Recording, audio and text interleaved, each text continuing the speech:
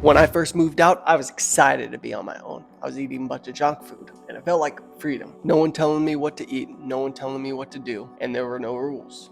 But eventually, that freedom turned into chaos. My energy was low, I wasn't even going to the gym, I had no motivation to do anything. That's when I realized the difference between staying stuck and building a life that came down to one thing: discipline.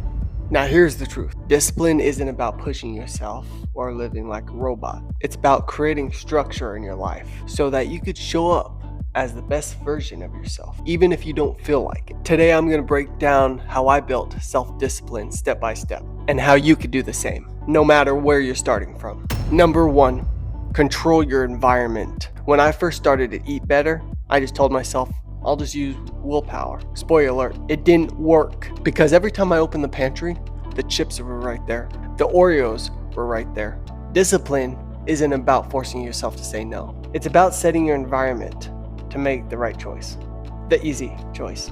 I threw out junk food and replaced it with cleaner options. If you want to stay consistent, your environment has to support your goals. 2, start smaller than you think. Most people think discipline is running 5 miles, or waking up at 5 a.m. and cutting out sugar immediately. That's why most people quit. I started small, like committing to 1 clean meal a day. Once I built that habit, I added another, and another, and another, and so on. Discipline grows like a muscle. Start light, build up strength, and over time, what used to feel impossible becomes automatic.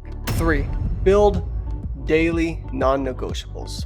Discipline comes from consistency, not intensity. I set up 3 non-negotiables a day.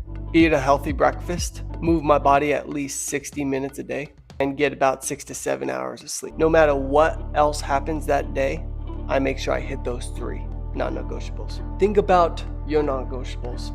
They don't have to be extreme, just the core habits that keep you on track. Comment down below and tell me what your 3 non-negotiables are. 4, use discipline to build confidence. Here's something people don't realize. Discipline creates confidence. Every time you keep a promise to yourself, you prove you can be trusted. When I started to go to the gym, I stopped doubting myself. When I stopped eating junk, I started to respect myself more. Discipline isn't just about health. It's about building the belief that you could do something hard. 5, motivation follows action. I used to wait until I felt motivated to do something. The problem is, motivation is unreliable. Some days it's there, some days it's not. The secret? Take action first. Motivation will follow. The days I didn't feel like going to the gym, I just put my shoes on and walk out the door. The small action built momentum. And by the time I got there, I was already in the zone. 6, discipline is freedom. It sounds backwards, but discipline gives you freedom. When I was eating junk and skipping routines, I felt trapped in my low energy and bad habits. But when I built discipline, I gained freedom.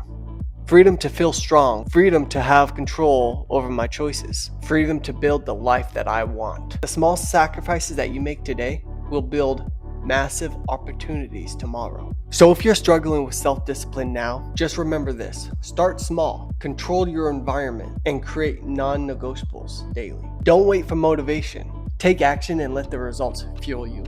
Discipline isn't built overnight, but once you build it, everything changes. If this helped you, please drop a comment about one discipline that you want to start today. And please don't forget to subscribe for more content like this. Thank you guys, and I will see you next time.